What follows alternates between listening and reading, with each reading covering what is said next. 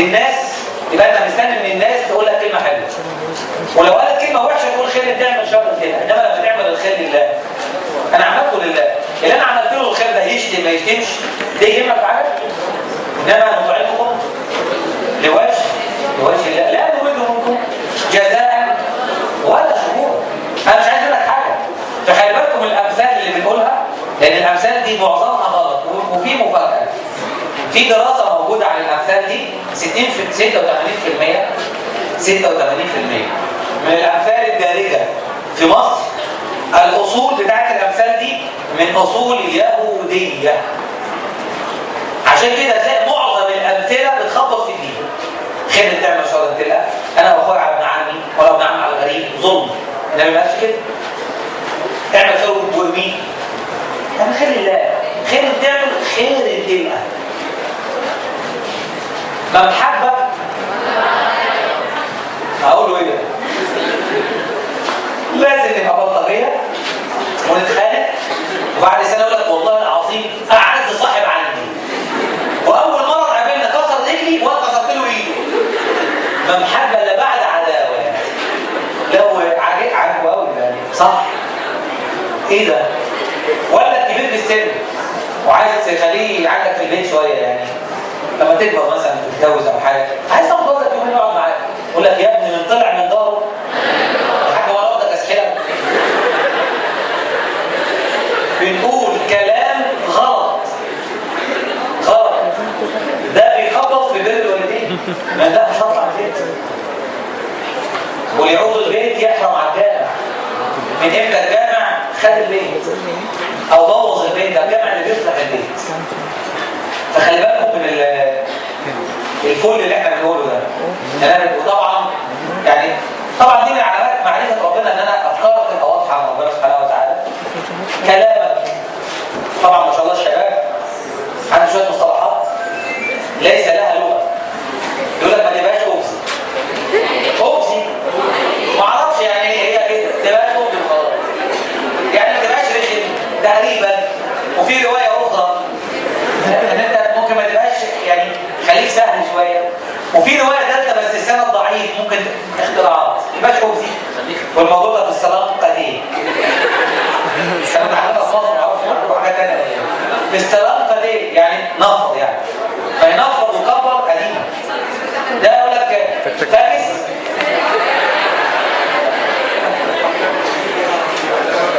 هتعمل بس نفس السؤال ده. يعني لو النبي صلى الله عليه وسلم واقف معانا وانا بقول الكلام ده ايه اللي انا بقوله؟ فاكس صلاه قديم ووبزي. وطبعا لما تيجي تشتم تقول ما تبقاش عايز سيس اي حاجه. ايه اصل الكلام ده؟ الله اعلم. هو حد طلع من بقه كلمه طالعه غلط فحلو جديده صح؟ جديده. تعمل ايه بقى؟ تلف زي الشتيمه كده ما بتلفش.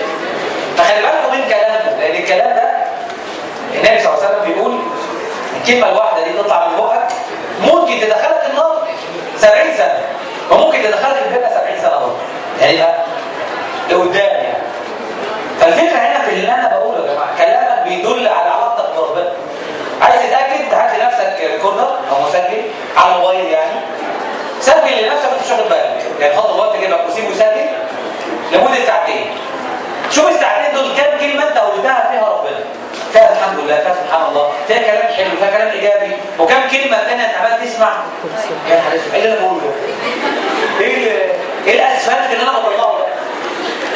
راجع كلامك، لان ده خلي بالكم في الميزان كل ده بيتكتب، لان ربنا عز وجل قال كل نفس بما كسبت رهينه. انت مرهون باللي انت بتعمله وتقوله. طيب يبقى احنا قلنا الافكار الكلام طبعا اللي بيقرا مش قوي بس ما علينا، يعني هنحاول نتجنب ده.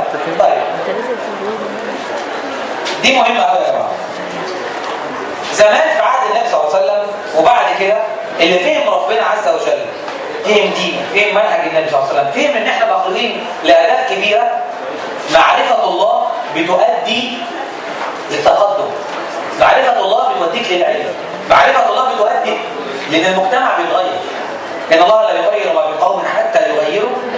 كل واحد فينا على ثغره، ما تقولش اشمعنى ده، تيجي تكلم اللي سرق 1000 جنيه يقول لك انت جاي عليا؟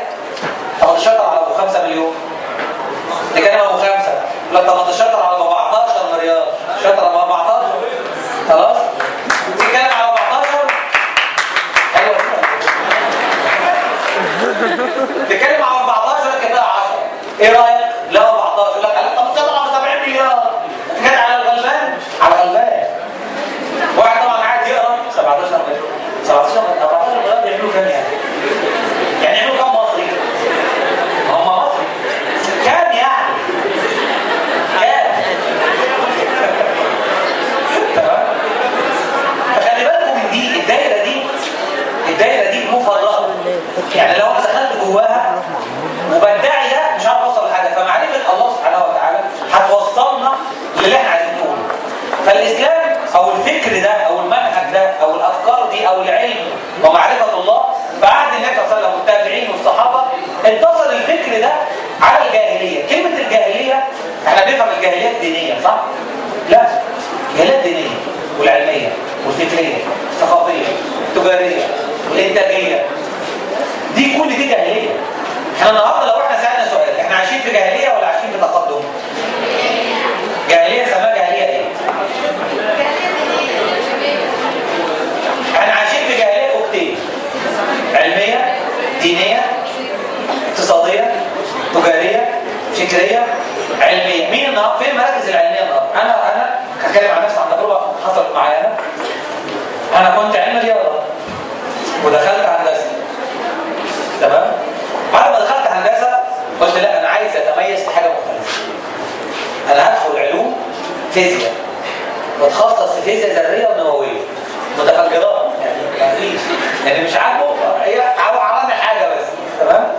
وفعلا سبت الهندسه ودخلت علوم فيزياء والذريه ونوويه. اول ما دخلت القسم تاني يوم الصبح كنت في امن الدوله داخل فيزياء ذريه ونوويه قسم في الكليه.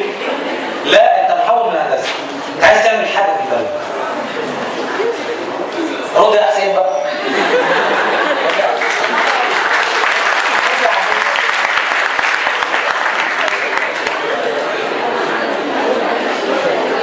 تمام رد يا حسين. ما هو هقول له ايه ده؟ يعني والله انا عايز ادخل عايز اشوط في الحاجات دي يا ابني. ده بقى العميد اللي هو طبعا الاولاني ده لسانه طويل. العميد لسانه طويل برضه بس يعني ايه بس ألف يعني لسانه طويل بس مؤدب. التاني لسانه طويل كده يعني عدوها بقى.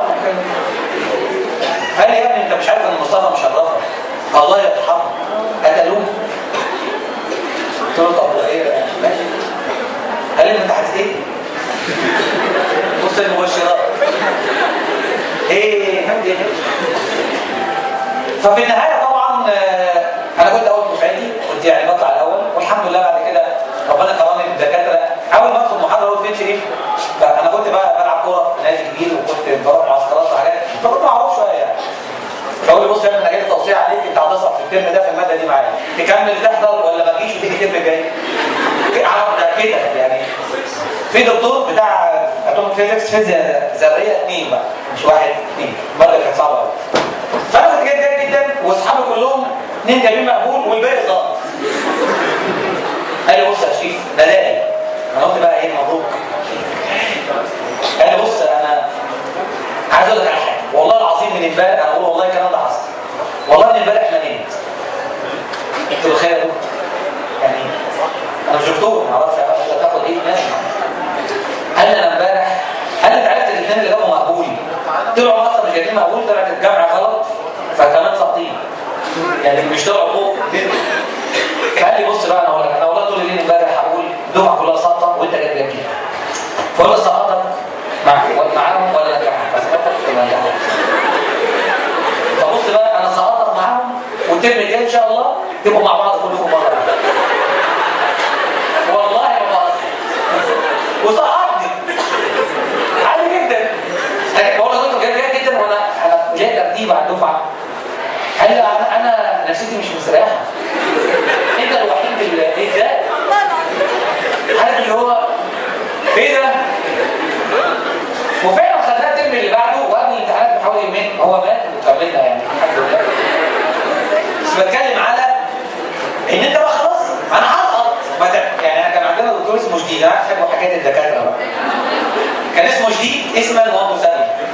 الدكتور ده كان بيسقط بس. كان بيدينا حاجه لها علاقه بالميكانيكا الفيزيائيه. الناس ما تعرفوش ان الفيزياء اصل العلم الفيزياء.